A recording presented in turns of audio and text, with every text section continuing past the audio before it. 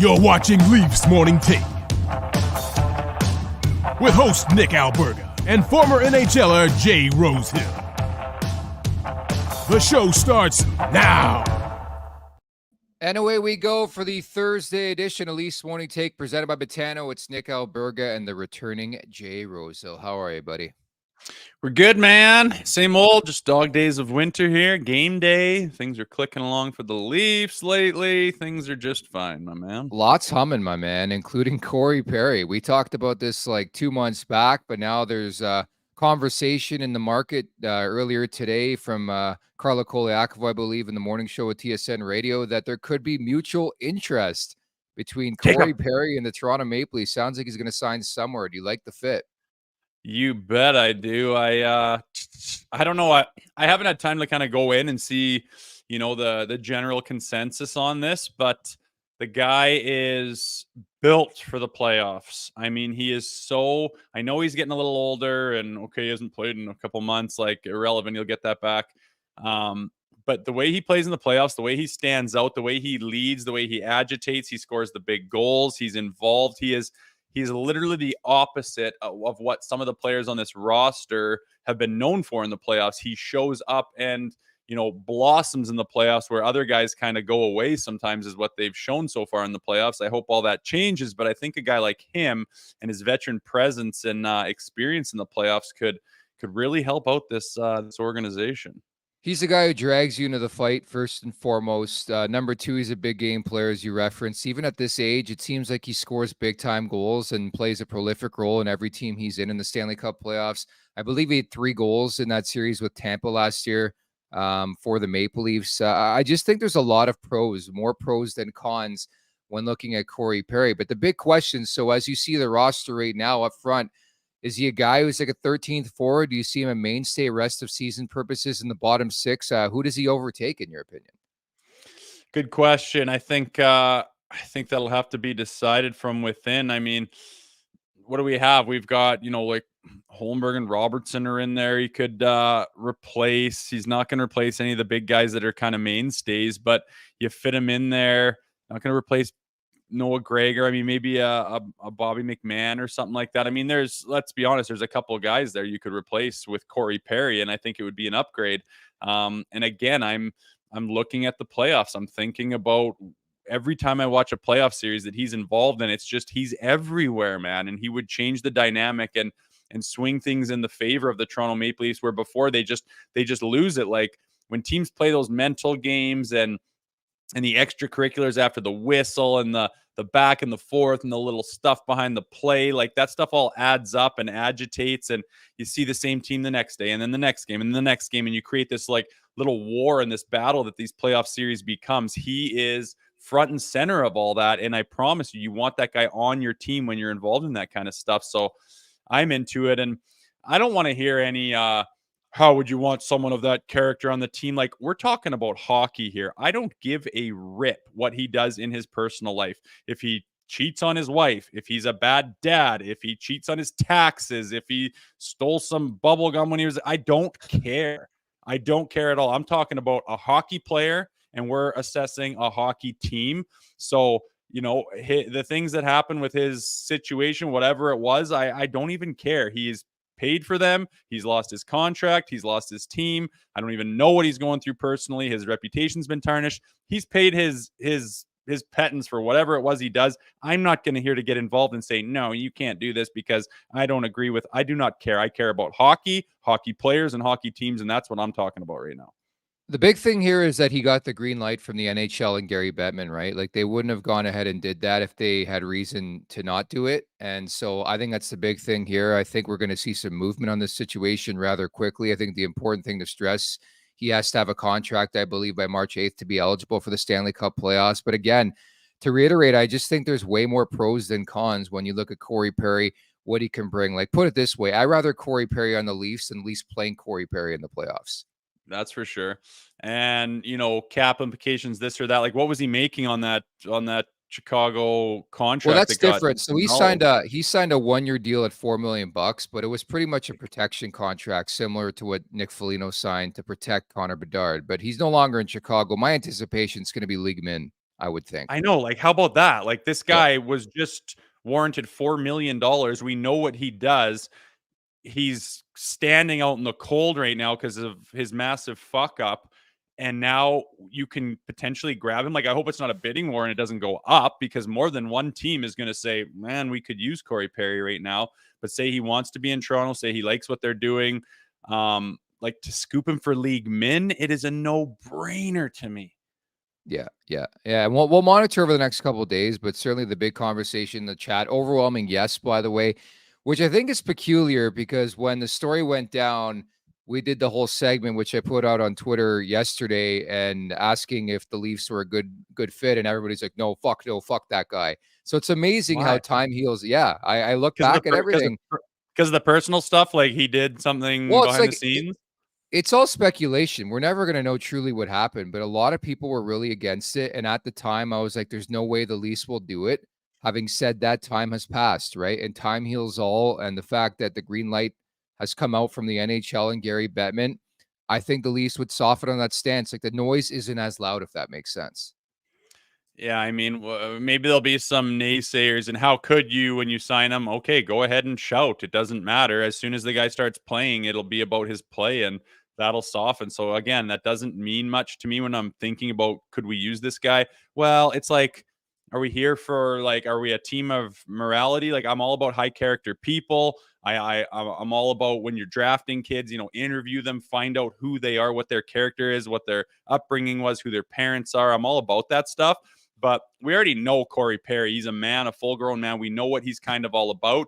Whatever mistake he made, like I said, he's paid for it. I'm not interested in that. I'm moved on. I'm thinking about the hockey team and the hockey player, and I think we could absolutely use him. It's like exciting to think that we could get him and shove him in there for so cheap. It's just, I just would love to have it. And as producer Vic says, like him or, Ryan Reeves, for example. I mean, I forgot looking at that Ryan Reeves is even part of the equation. He's hurt right now. He was scratched. He just doesn't seem like it's working as a very good fit for him in Toronto and as a Maple Leaf moving forward. Yet he's got that contract. So, I mean, the room can be certainly made for Corey Perry, especially at what he'll have as a salary coming back to the league. Lighter Juice writes in, imagine Perry, Domi, and Yarncroke. We've had some questions in the chat. Where would you play Perry? Bottom six. I think he's a guy who can move up at the right time. And he's a guy I would contemplate playing on the second power play unit, giving a bit of a different look. Like, this is not Corey Perry, clearly, of his days with the Anaheim Ducks, but he's still a guy who can produce at the NHL level. Like, I think a couple years ago it was overblown that maybe this guy was cooked. He was done. Very similar to like John Tavares, not the fastest player, but IQ-wise, he is very quick. Oh, he's everywhere you need him to be, man. He sees things out there. He knows where to be. It's just, I can just see in that, dying minutes of a game or a period when you're holding on to a lead or you're desperately trying to tie the game. And he's a guy that just finds that loose puck backdoor and bangs it in. And it's like, God, this guy just knows how to get it done and perform. And he's done it all the time. He's not going to go and be your leading scorer in the playoff series necessarily, but he's in those important moments and he's part of those important plays that make such a big difference. And to be honest with you, historically, we need those guys on this Toronto Maple Leafs roster. You know what's funny that I would seriously like to know is, like, every player, sometimes they come and play at Toronto. Like, I saw something funny the other day. Michael Bunting is drawing calls like crazy. When he was on the Leafs, it was like he couldn't get anything. The refs hated him. I wonder if the same thing would be true with Corey Perry. Like, if he becomes a Maple Leaf and all of a sudden he's getting nothing and he's not being that agitator, that type of guy who's brought so much success in his career. Like, I really think the proof will be in the pudding. Like, if that conversation changes or shifts with Corey Perry, would be kind of funny and interesting at the same time. Yeah, it's funny. You think of, you picture him in, that Lightning uniform and the way he agitated and drew penalties. And God, was he good at straddling the line and getting away with things. He was very good at it. But I know it just seems like the potential is there for him to be in a Leafs uniform, trying to play that game, and just the refs having none of it. Like, too big of a spotlight, too many people talking about him after game one, and we're going to clamp down on that stuff, where it just goes under the rug in a place like Tampa Bay. And whether that's true or not, I don't know. Like I said, he's extremely good at it. But if he's doing it and being effective, everyone's going to be talking about it. There's going to be a huge spotlight on him. And then, the league doesn't really like that. The refs don't really like that. Maybe he wouldn't be as effective. I don't know. Maybe he's, instead of drawing penalties, taking penalties. And everyone's like, well, what the hell? We got the, you know what I mean? I could see it going both ways. But all you can do is go off of his track record and what he's capable of doing and what he's done in the past. And it has been very effective. Lots cooking in the NHL world, as we know. Wanted to mention as well, coming up on DFO Live later on today with Tyler Yaremchuk and Frank Seravalli. Frank's going to join us, by the way, in about 20 minutes. Is Anthony Sanfilippo. I don't know how much digging you've done into this story, but this Cutter Gauthier story, I found his real name is William, by the way, but he goes by Cutter. This whole Cutter Gauthier story. Yeah, and then Torts is fired up now, and then Torts last night went all Larry Brooks on Anthony Sanfilippo. So Anthony's coming up on DFO Live in like an hour from now. So you want to check that out. But man, that story is killer. It's like very NBA. Like I want more drama in the league. It'd be great. I love how Torts goes, is that guy in the room? What the hell is wrong with you? Like, just put him on blast. That's so beautiful. I don't like this kid. I'm not high on the Americans right now. The way they handle themselves, the way they behave, the arrogance and cockiness turns me right off. Just now? And then what's that? Like just now, that's when you're realizing this with Americans, just now? No, I know. I love America, but when Americans leave America and get on the world stage, it's something about them. They just have to turn on this asshole mentality. And it's when they get on the big stage, like the way they won that gold medal in the World Juniors was just like, you're not even impressed because you're just like, what a bunch of losers. Like, even though they're winners, right? It takes away from it. And then the way this guy goes about handling him not wanting to play in Philadelphia, whatever his reasons are his, and that's kind of fine to me. I'm kind of old school where like you play for the team that drafted you and make the best of it. But if you're so good and you have the power and leverage to say, no, I want to go elsewhere. Okay. If you want to play that card, you can, but the way he did it is just disgusting. And now to find out his name's William, but he goes by Cutter. It's like, my name's John, but I go by Gunner. Like, what a fucking loser, man. I just can't wait to root against this kid.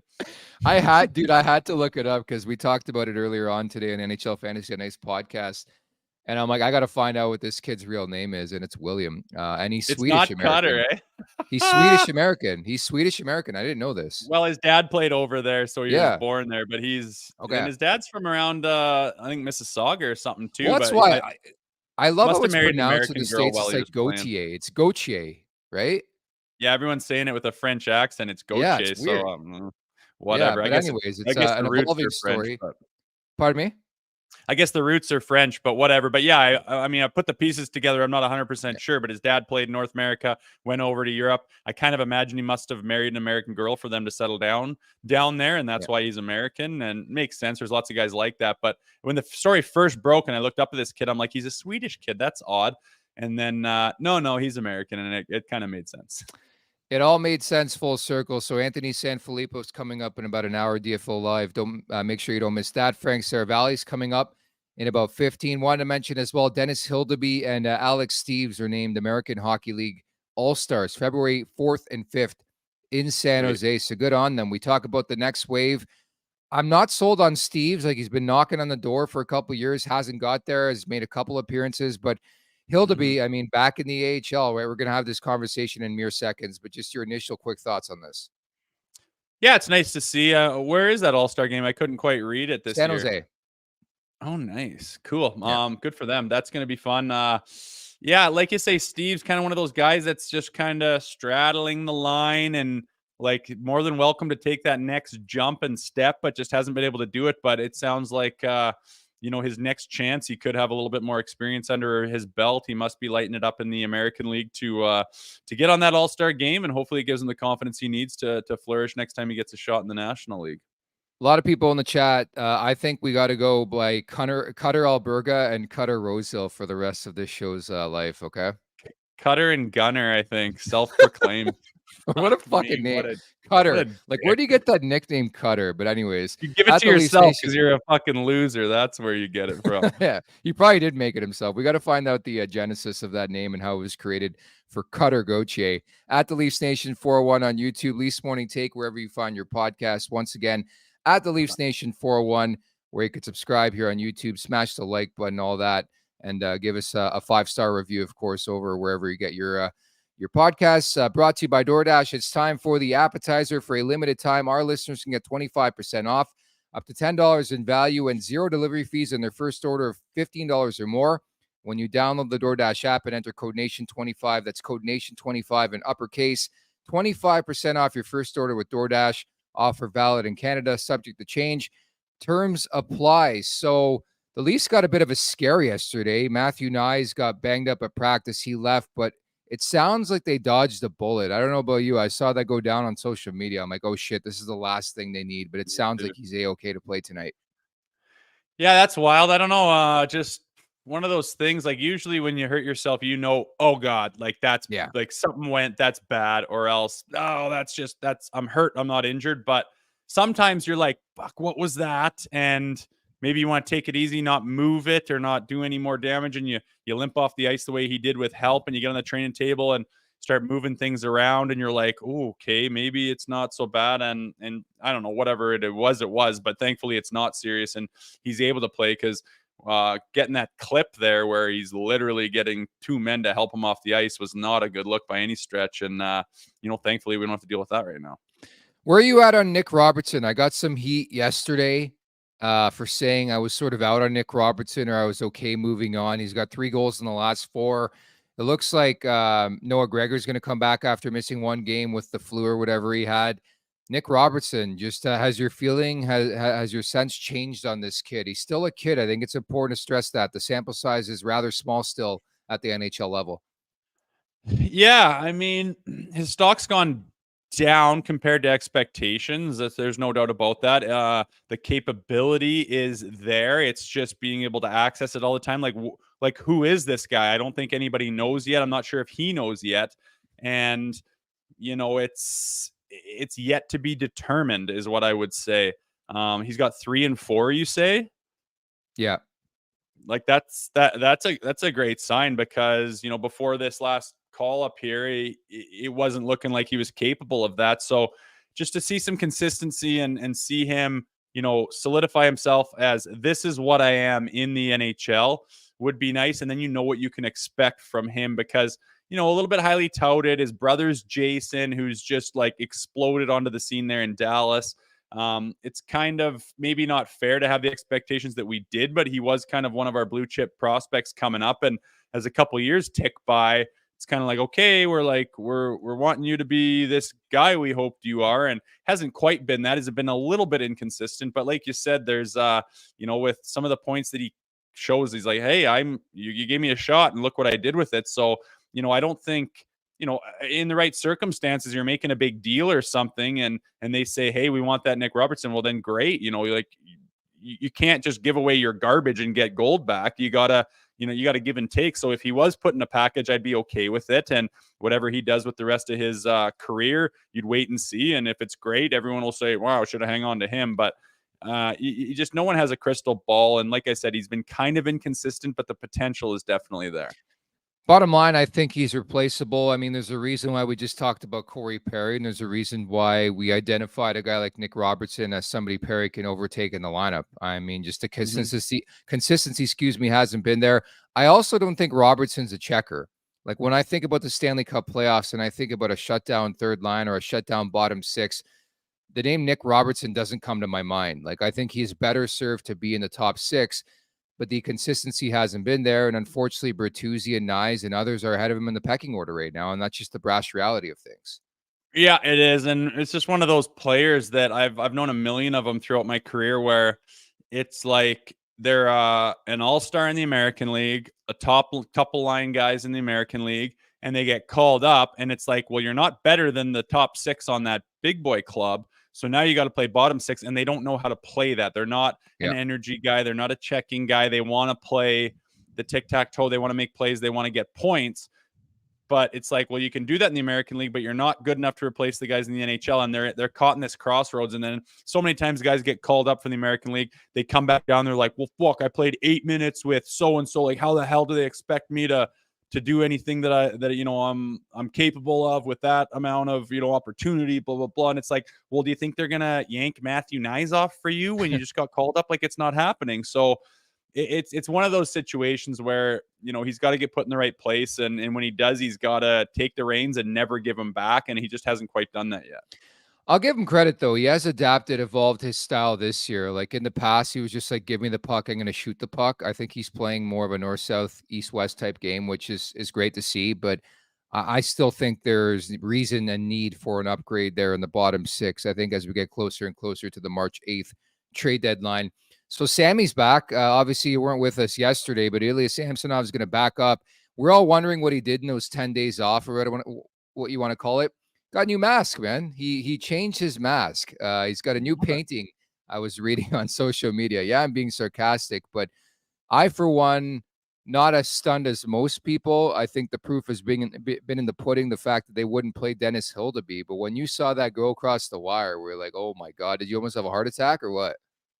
I was surprised. It's like, I thought he was going to go down there, get some reps, get used to, get his timing and his angles back, get whatever it is, all those buzzwords that I'm not actually familiar with because I've never played the goaltender position, but all those things that, are on when you're feeling it and playing well and are off when you're not finding it and you don't have your angles and you're not moving laterally and you can't see the puck and all the timing's off, that type of thing. I thought he was going down there to work on that, but I'm thinking it was really just like a mental break for him. Go down, like, vacation. I don't even know. He barely even practiced with them, did he? Like, it wasn't like 2 practices. It's like I think he was on his own, working with his own guys and the mental coaches and stuff like that, just to give him a break and just to hit the reset button is what they're trying to do, it sounds like. And I thought he was going to play down there. He didn't. So that tells me that it was a mental reset. Like, go down, get away from the rink, get away from the reporters, pretend it's like, you're back on your own in the summertime. Do your shit to get prepared, and then come back to camp, come back to the team with this new zest for the season and for your play, and start fresh. And I guess that's what it's looking like they're going to try with him. But once again, the only thing that's going to matter is when he does get into a game, how does he perform? And I hope it's positively. Well, they got a back-to-back coming up this weekend on home ice. They got Colorado Saturday, Detroit on Sunday. So if it's not Samsonov, it's going to be Hildeby. And I think they left that open for interpretation, saying we're going to evaluate Samsonov. I don't know what you're evaluating in practice. You can't evaluate guys until you put them in a game. So maybe that's just Sheldon Keefe being Sheldon Keefe. But I've been thinking this all along. Like, they would have played Hildeby in San Jose or Anaheim if they were actually going to play the guy. Yeah. I think they called him up as a replacement just in case they couldn't play Jones. Their plan was obviously just to ride Jones and risk it. And I believe that they do not want to put Hildeby in at this point in time. They don't want to push it. They don't want to rush it. They don't want to give him a start that he's not ready for. And then all of a sudden, that's his, now that's his benchmark. And, last time he played, he wasn't very good, or, whatever it was. They didn't think he was ready and didn't want to put him in that position, clearly. So now when Sammy comes back, like, Hildeby's gone now. Sammy is back unless he does get in a game, shits the bed, can't be a backup, and they switch. But at that point in time, Joseph Woll will be back. So I think it's clear their plan is not to play Hildeby this year at all, and they will have to get Sammy in eventually. You can't keep riding Jones like this, and the proof will just be in the pudding. Like, how did he play? Is he able to find his game? Is he able to be our guy that's going to either be a backup or one of the goaltenders on the Maple Leafs? It'll be tough, man. It'll be depending on his play. And when Woll comes back, that's only going to convolute the situation, and we'll just see what happens. But bottom line is, it's nice Jones is playing the way he is. Hopefully Sammy can find his game, and we know what Joseph Woll is capable of. So it's not like we're completely out of options. This has Alec Manoah written all over it. So hypothetically, if Samsonov starts on Sunday and gets lit to shit, then you're back to square one, and you made a dumb decision calling this guy back up after 11 games or 11 days and not even playing him in an American Hockey League game and barely practicing. So I just don't know what they're doing here. I just don't know how much a human being can change in 11 days, especially when you're an NHL netminder and you're afraid of the puck. That's just me. I don't know much about the position, but it's all mental, man. Like, the mind is very, very powerful, dude. And I mean, the old adage is, hockey's 90% mental. And that's a bit of a stretch, but man, when your mind isn't firing and when you lose your confidence, it just overtakes you, man. And especially at the goaltender position where a mistake is just, I mean, a horn goes off, 20,000 people stand on their feet, the play is stopped, the whistle goes, people are celebrating in front of you, you have to stop the game, something changes with the whole point of the game on the score clock is to score a goal because of your mistake. Like, it's so detrimental to make mistakes at the goaltender position. And when you lose that confidence, I understand. I've lost my confidence before, and it's like hard to make a 10-foot pass that you could do in your fucking sleep, you know? And it's like, oh, and it's very debilitating. So to go and have that reset, I mean, I know he's not going to be a different human being, but if your mind is different and you're in a different place to go and try a game again and attack it from a different headspace, I totally understand. And I think it's certainly worth a try the way he was performing before he went down. Shots on goal, GAA and PPG can make or break your week, but don't overlook BPMM. Wendy's Bacon Portobello Mushroom Melt sure may not help you win weekly prizes with Wendy's and Daily Faceoff Fantasy, but unlike your predictions, it never disappoints. So try your luck, but don't push it, because the Bacon Portobello Mushroom Melt is only back for a limited time, and if you miss it, you won't get a second chance. Sign up for Daily Faceoff today, sponsored by Wendy's and the Wendy's app. And it's the second of 3 this year with the New York Islanders, the first meeting since December 11th. If you do recall, 1,000-point night for John Tavares happened late on a tying goal for Morgan Rielly. The Islanders actually won that game 4-3 in OT, but I expect another hostile crowd. This is the 13th visit to Long Island for John Tavares. Where's the time gone, man? I know it's been a while, hey, but yeah. I don't put much stock into it anymore. It's kind of a little side note. Oh, yeah, some people will have a sign against the glass during warm-up saying, "We love you, John." Other people are going to boo when he touches the puck. Like, okay, whatever. It is what it is. It's Long Island. It's New York fans. That's fine. It's not going to live up to the hype of last game. I mean, if you recall, I think he had 2 points the night before, needed 2 points to get to 1,000 in Long Island. He does it in like fantastic fashion, and just couldn't quite close the Cinderella story. I was watching screaming, going, "Give it to fucking John." Like, how I love those stories when just everything falls into place, and they happen in sports, you know, more often than they maybe should. And it's always a fun story. So we kind of missed out on closing the Cinderella story on that one, but his focus isn't going to be on that shit, especially tonight because of what it was last time. He's going to be focusing on keeping this train going, not letting the Islanders kind of break out and stop their slump, and keeping the Leafs winning streak going.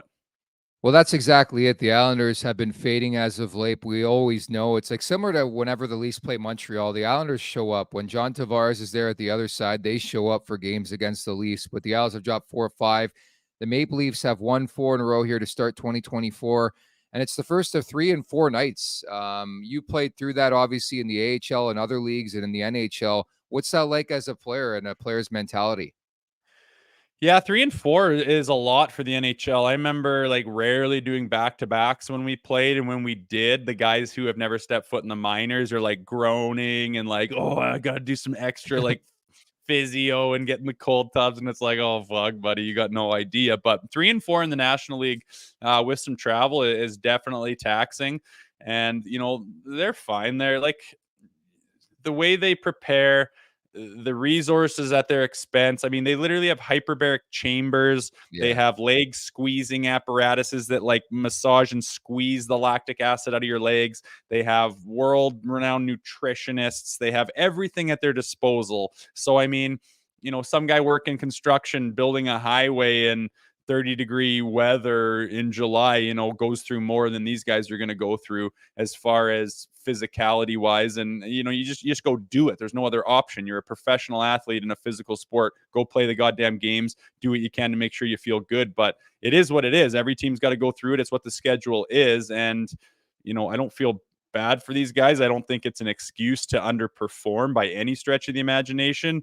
That you knew this was on the schedule, prepare accordingly, and go give them your stuff. So I don't put a lot of stock into it. I don't give them reason to take nights off or any of that shit. We'll get a true indication of what this Maple Leafs team is over the next 4 days. Obviously, the Islanders coming up on Thursday night, then a back-to-back on home ice Saturday, Sunday, Colorado, and the Detroit Red Wings. The following interview is brought to you by our friends over at Battlegrounds Axe Throwing. Unlock the ultimate birthday party, team building event, or have a great date night with your significant other. To find a location and book an outing today, Go to battlegrounds.com. That's BATL grounds.com, battlegrounds.com.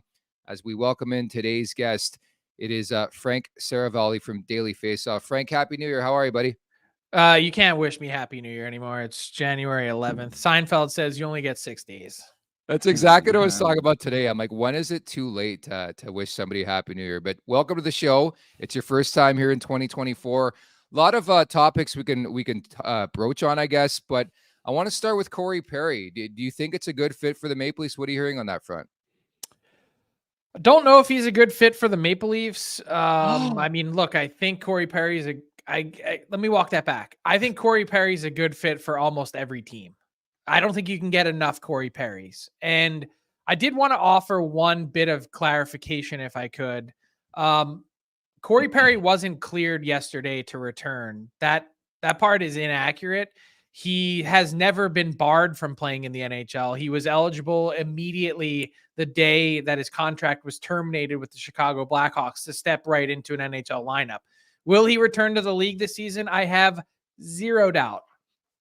I had calls from 3 NHL GMs the week that he was suspended by the Blackhawks asking, what do you know? What did he do? How bad is it? And then invariably, the last question in the conversation was, what do you think the blowback would be like if I signed this guy? So teams were trying then. This is a guy that was on pace for 50 plus points, an absolute gamer, a guy who loves the game, can't get enough of it, and will now likely sign for league min to chase another Stanley Cup after going to 3 consecutive cup finals. I mean, stuff like that doesn't happen by accident. So I would take Corey Perry in a heartbeat. Why don't you think with all the interest? I mean, I think we're kind of fooling ourselves if we think we're just going to be the only ones that want him on the roster. Like you say, the Toronto Maple Leafs, there's going to be other suitors. Do you not think that'll just boost the value in the number? Like, why is it automatically league min? I understand what he went through, but if more than one organization wants him and they have cap room, why wouldn't that go up to $1 million or something like that? I mean, it could. I don't think it's money driven for him. I think, some people were saying the other day, oh, he took as much money as he could to go to Chicago. No, he didn't. They just had more money to offer because they also needed to get to the salary cap floor. But leaving Tampa, Corey Perry and his son Griffin have a really close relationship. He's just a little guy. I think he's 6 or 7 years old, but a hockey super fan. And I wrote a couple stories about, Griff sort of being Corey Perry's good luck charm. And when they were leaving Tampa, he was, really upset. Like, Dad, do you think this means, you're not going to play with Steven Stamkos anymore? But who's it going to be? They were putting together some of the, the wish lists of the best players in the league. Leon Draisaitl, he loves Draisaitl, or would it be Austin Matthews or whoever? And he's like, Dad, you got to go play with Connor Bedard. So not saying that's how he makes his decisions, but he really wanted to spend some time around Connor Bedard and be a guy that could help mentor him. And obviously that didn't really quite work out for the Blackhawks. It backfired in that sense that they had to say goodbye, but it wasn't a chase for money and the $4 million that brought him there. He's made, $100 million in his career. He wants to win. And so if it's at 775 or if it's at $1 million or if it's at $1.5 million, it's not really going to matter one way or the other. He's going to pick the best fit for him. And I think you also probably, not to say that he won't go out west, but he spends the bulk of his time living in London. So, that's not really all that far down the road from the Leafs. It's not really all that far down the road from the Detroit Red Wings. Wherever you want to, pick the spot, I think those are some intriguing, places to kind of start with from an ideation perspective. Do you get the indication as to when he's going to make a decision? Like, has he been skating consistently since everything went down, or? Knowing Corey Perry, there's almost zero chance that he spent any time off the ice. I would say that decision-wise, I don't think it's front burner. My guess is the information that came out yesterday, which was a meeting for Gary Bettman that he asked for specifically, was put out there as a way to take the temperature of the marketplace of, hey, does this produce teams starting to call again? How do fan bases and social media react? This was a test balloon, a trial balloon that was dropped to basically gauge some of that, to say, when is the right time to come back? Because again, he's one of those guys that you're going to have to pry him out of the game kicking and screaming. Well, And Frank, it worked because it's blowing up Toronto already, right, Rosie? We're seeing storylines already today. yeah, and I mean, nothing's even happened, but say they sign him tomorrow, you know, obviously something happened that was of low character. You don't gas his contract, and we don't know what that is. So I think that's in his favor for sure. But say they do sign him, what kind of blowback could you expect? And would that just fizzle out as soon as he puts the uniform on and plays a game? I mean, we live in 2024 in a social media world where people are both, insanely sensitive and they feign outrage like nobody's business. So someone somewhere in some corner sucking their thumb is going to be upset. I think the truth is that depending on which team you play for and work for, there's different rules for different people.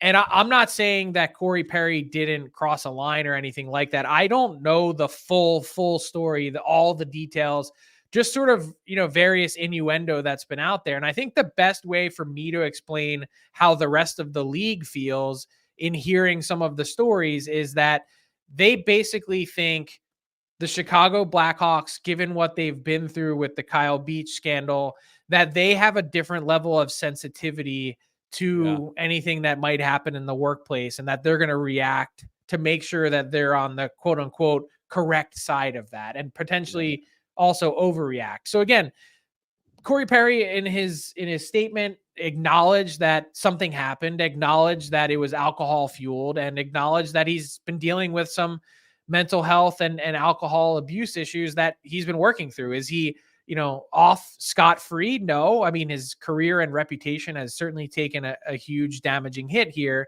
But moving forward, my guess is that whatever sort of issue that a fan base has, first off, you should look yourself in the mirror because no one's perfect.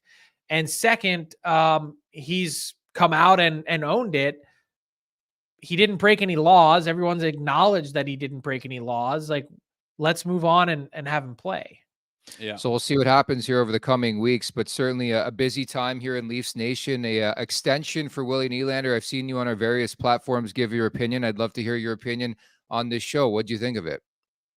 I think it's expensive. I think that's the easiest way to explain it. I think the Toronto Maple Leafs felt like in some ways they were kind of, I don't want to say backed into a corner, but I feel like with the special season that he's had, with the continued growth that we've seen in his game, with the potential to lose him for nothing, that they felt this was the best alternative given all the things that were on the table.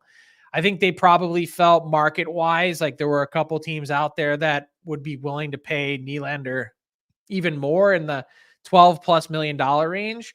I'm little different in that, like, I don't mind playing hardball, and I'd say if you really want to leave here what's been a really good fit and you clearly like it here over an extra $500,000 or $1 million or whatever it ends up being, like, those figures aren't going to change your life in any meaningful way, whether you make 80, 85 or $92 million. Like, you're still an extraordinarily wealthy human being. So you might want to just find the best fit for you and exactly what that looks like. Unfortunately, with the way that these Leaf players have one-upped each other consistently, that was never really on the table to be a thing. And so that part I think hurts. But in terms of how the Leafs build this out from here, the blueprint is there. I mean, essentially what you're doing is handing William Nylander all $4.5 million of your cap increase this summer. You've got some flexibility with the Bertuzzi, Domi, and Brody deals, and you basically need to get through one season where you're gritting your teeth with John Tavares at $11 million before you can convince him to take a hometown discount and then rejig your cap after that. So it's the path is there for this to be mostly seamless. I still think at the end of the day, you've paid absolute market price or just thereabouts for a guy that, as good as he's been, this is it. This is the ceiling. Like, it's never going to get better than this for William Nylander. And it's pretty damn good. Like, I'm not mistaking that. Yeah. But on top of that, you're making a really big commitment here. So that's, there's no surplus value that you're getting in Nylander over the next number of years. And based on that contract, do you lately they've allowed Mitch Marner's no trade to kick in? Do you think that this just basically solidifies that they are running it back with the core four? They're keeping them as their base, the majority of their cap, or do you think how much of a haircut Tavares could take would basically alleviate all the problems that this contract and Marner's could cause? From a pure financial perspective, I think the increasing cap plus whatever hometown discount Tavares takes, like, let's ballpark him at, and I don't know how generous John Tavares wants to be, but let's say he goes from 11 million to 6. Then you add in 2 years from now, another $4.5 or $5 million in an increase. And you can see how this, from a financial perspective can be accomplished and still find a way to ice a really competitive roster elsewhere in your lineup. I think my bigger question, and so to take a step back, to answer your question, yes, I do think this more or less solidifies that this is the path that they'd like to go down. My only caveat to add to that is, let's see what happens in the playoffs again. Yeah. If you have another disastrous playoff run, I think you'd have to explore moving Mitch Marner. I don't like, given his playoff failures and how he doesn't seem to be able to overcome it. Like, that's what I'd be looking at and saying, we can spend this, if it wasn't going to be for Nylander and take his money and say, we're going to get 3 good players, with this cash, you have to do it with someone at some point, even with whatever's coming with Tavares. So not set in stone, nothing ever is, but I think in a perfect world, that's sort of where the Leafs' heads are at in terms of planning. Frank, I guess my concern is the full no movement clause. Like, Marner just seems like the type, like, he's going to be in Toronto and that's where he's going to be until the duration of this contract. But do you think there's some pressure points they can put on the player if they have to make that type of decision? I mean, all you really have to say, Rosie's been there. I think these no move clauses and no trade clauses there's so much made of it that it's bullshit. All you have to do is tell the player, we don't want you. No one really wants to be in a place that they're not wanted. I don't care if it's, whatever it is, your marriage, a club team, whatever you want, your golf, your country club, you want to be at a place that you're wanted. And if that's your team and your livelihood, no one wants to be in a miserable situation. And by the way, like, who's to say that Mitch Marner, given all that he's been through, doesn't thrive more somewhere else where there's not a constant light shining on you and the pressure of this fan base being jammed up your arse on a daily basis. And plus, that no move just allows a guy to be part of the process if there is a trade. Okay, give me your top 7 teams and we'll start there. And I do not want to go to this place and I will not go to that. Okay, well then you're not, you have some precedence over your own future as far as I won't lift my no move if you make a deal with this team, and you're able to do that. So that, I think a lot of the reason that's why that happens. If things go really south, at least I'm not completely hamstrung. Well, that, and I think that's a great point. And there's also like sort of de facto no trade clauses that people have, even if he didn't, like, let's say he didn't have that on paper. All he has to do from a trade perspective is have his agent indicate, hey, I won't re-sign here if you trade me. Like, look at Cutter Gauthier. The Flyers only talked to 18 to 20 teams to try and gauge the market because they knew that there were 13 to, however many left, 10 that he simply just wasn't willing to go to. So they could only really talk to those 18 to 20. And that's sort of how the game works. It's And William lastly, Gauthier, Frank, by the way. Go ahead, William. Rosie. It's William Gauthier, not Cutter. Self-proclaimed Cutter, we found out. He named himself. That's his nickname. Fuck, I don't like this kid. I was confused for a second there. Where is he going with this? So his real name is actually William? Yeah, I did some digging today before I was doing a podcast earlier. I'm like, what's this guy's real name? Yes, his real name is William. I just like that they're calling him Quitter Gauthier. That works. Pretty fucking good too. Frank, we'll leave on this note. So you recently updated your trade targets board. Who are some players you think could make sense for the Leafs? Anything you're hearing on the trade front? I know we're still a ways out from March 8th here. I think they've got a few things to figure out. By the way, I think Ilya Samsonov is expected to address the media this morning, or already did. I'm curious to see what his quotes are. I'm curious to see, he's probably likely to play a game this weekend if that's the path they go down with the back-to-backs. I think that's a huge part from a trade perspective in figuring out where they go next. The first thing was getting Nylander done, locking in his number. Let's say they want to go out and trade for a defenseman that has term. Well, now you can do that with more cost certainty that you've achieved. The next thing is, well, what's the total pool of dollars that we have to spend if we wanted to do that? And I think they have to get an answer from Samsonov. Can he play? Can he not? Can we rehab this game? And if not, are we cutting bait, or are we just going to allow him to languish with the Marlies? And I think that's a really significant thing over the next 2 weeks. The Leafs have some time. I think they should be judicious and check all the boxes that they have available to them, so that they're not in a spot where if they make a seismic or significant trade, that it's for a rental, that they can take their time and maybe find a defenseman out there that really fits for the longer haul, that kills a couple birds with one stone, in terms of making Brad Treliving's job and life a bit easier, putting this roster together heading into the summer. Okay, Frank, great stuff. Anthony Sanfilippo coming up on DFO Live in about 20 minutes or so. Appreciate your time today. See you guys. Thanks, Frank. That's the one and only Frank Seravalli from Daily Faceoff, breaking things down for us here on the show. And again, make sure to check out DFO Live coming up in mere moments. Anthony Sanfilippo to answer to John Tortorella's rant last night, which I just thought was so tremendous and vintage Torts. You've lived it for real. I mean, you played for Torts, right? Not directly. I just was drafted by them, was at many camps and prospect clubs and had meetings with them and blah, blah, blah. And yeah, he's different than he was back then. This is 20 years ago, right? Can't believe I fucking just said that, but crazy. When I got drafted in 03, so went to camps all the way through up until like 09. And he's soft. He's softened since then. It doesn't sound like he has, but he's more confident to say what he wants. But you can tell he's kind of got that grandpa feel to him where he really realizes that people are the most important thing. You can tell that, he hasn't wavered off of his like morals and his values and what he thinks is the right thing. And he's not scared to call people out, which I love. But he's more established. He's won Jack Adams trophies. He's won Stanley Cups, and he's pretty lovable if you don't mind a guy going off the cuff once in a while. And I think guys can be intimidated him off the bat for sure. But if you get to know him and spend time with him, you realize that he really does care about people and does care about his players a lot.